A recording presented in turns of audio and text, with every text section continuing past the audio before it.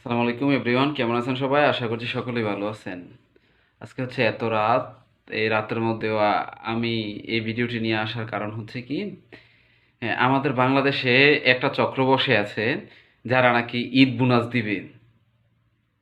তো আপনিও চাইলে পেতে পারেন সেই ঈদ বোনাস। এই ঈদ বোনাসের কিছু লক্ষণ আছে, সেই লক্ষণগুলো আমি তুলে ধরার চেষ্টা করছি। ঈদ বোনাস কারা কারা পাবে? নাম্বার ওয়ান, ঈদ বোনাস পাবে যারা উপবৃত্তি পায় কিংবা যারা ভাতার টাকা পায়। তাদের থেকে একটা চক্র ঈদ বোনাস দেওয়ার জন্য খুব করে উঠে পড়ে লাগছে এই ঈদে।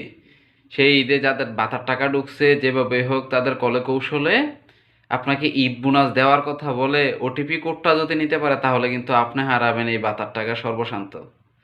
তো আমি চাই, আমার এই ভিডিওটা বানানোর মূল উদ্দেশ্য হচ্ছে যে আপনারা সতর্ক থাকুন, এইসব চক্র থেকে বিরত থাকুন। যদি সরকার ঈদ বোনাস দেয় কিংবা কোনো শিক্ষা মন্ত্রণালয়, যে কোনো মন্ত্রণালয় থেকে যদি কোনো, যারা ভাতার টাকা পায় কিংবা উপবৃত্তি পায় তাদেরকে যদি কোনো টাকা দেয়, তাহলে সেটা আপনাকে ফোন দিয়ে বলবে না।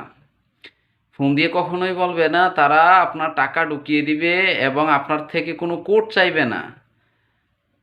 টাকা ঢুকিয়ে দেওয়ার টাকা ঢুকিয়ে দিবে এবং আপনার নিকটস্থ প্রতিনিধি যারা আছে, যেমন চেয়ারম্যান, মেম্বার, তাদের মাধ্যমে এই বিষয়টা জানিয়ে দিবে, অথবা যে কোনো বিজ্ঞাপনের মাধ্যমে এই বিষয়টি জানিয়ে দিবে। তো এই বিষয়ে সবাই সাবধান হওয়ার জন্য বিনীতভাবে অনুরোধ করছি। এই অসাধু চক্রদেরকে আপনারা কখনো আশ্রয় দিবেন না।